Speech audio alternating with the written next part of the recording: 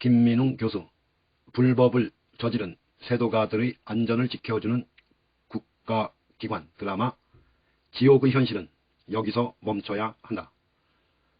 여러분들이 보시기에는 어떤가요? 공수처가 문제일까요? 아니면 영장 기각한 사법부가 문제일까요? 또는 둘 다 문제일까요? 둘 다 문제일 경우 어느 쪽의 책임이 더 클까요? 검찰은 또 어떤가요? 이 어마무시한 돈을 받은 사실이 분명한 곽상도, 유유자적하게 나돌아다니고 있습니다. 고발 공작과 사찰 문건 관련이 분명한 손준성 역시도 유유자적하게 나돌아다니고 있습니다. 이 자들은 모두 사건 핵심과 바로 연결된 고리입니다. 이 고리를 타고 줄을 이어나가면 누가 주범인지 분명하게 드러납니다. 그러나 영장 기각은 더 이상의 수사를 봉쇄하고 말았습니다. 경향신문은 이런 논의를 막기 위해 공수처만 집중 공격합니다. 손준성의 범죄 혐의와 행위는 이미 윤석열 징계 문건에 다 나와 있습니다. 그것만으로도 중형입니다. 곽상도도 다르지 않습니다. 뇌물 말고는 설명할 길이 없는 이 사건이 이렇게 끝나갈 판입니다. 3. 김건희는 또 어떤가요? 관련자들은 모두 구속되었습니다. 무고한 투자자, 과연 도대체 일일이 셀 수도 없는 무수한 직권남용 범죄자 윤석열을 지켜내는 특권 카르텔의 주도 면밀한 작동 앞에서 우리 사회는 힘있는 자들의 불법이 보호되고 있는 현실을 목격하고 있습니다. 공수처, 검찰, 사법부 어디를 믿어야 할까요? 4.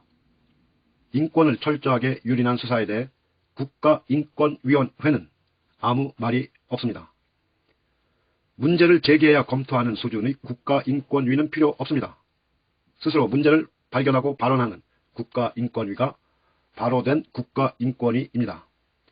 국가인권위원회는 조동연 교수에 대한 인권 유린에 대해서도 단 한마디의 논평도 없습니다.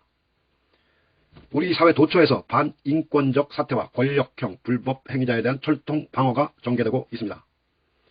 보통의 시민들은 아차하는 순간 인생이 망가지는데 이 자들은 여전히 떵떵거리고 있습니다. 윤석열 일파가 만들고자 하는 세상은 바로 이런 세상입니다. 어떤 불법을 저질러도 자기들은 보호되고 이 불법을 문제 삼는 이들은 온몸의 살과 뼈가 벗겨지는 참극이 벌어지는 세상입니다. 드라마 지옥을 떠올리지 않을 수 없습니다.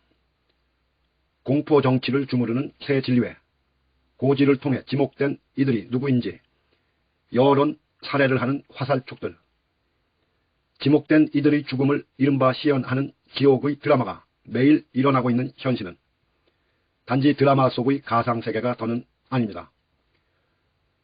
분연히 들고 일어나야 합니다. 이건 아니다. 그대로 두고 볼 수 없다. 그렇게 도처에서 소리를 높여야 합니다. 그게 여론이 되고 기세가 되고 시대의 육성이 되어야 합니다. 드라마 지옥의 마지막, 무고한 아이의 죽음을 목숨을 걸고 막아낸 아이의 엄마와 아빠, 그게 우리입니다. 그래야 우리 모두가 삽니다. 김민웅 교수.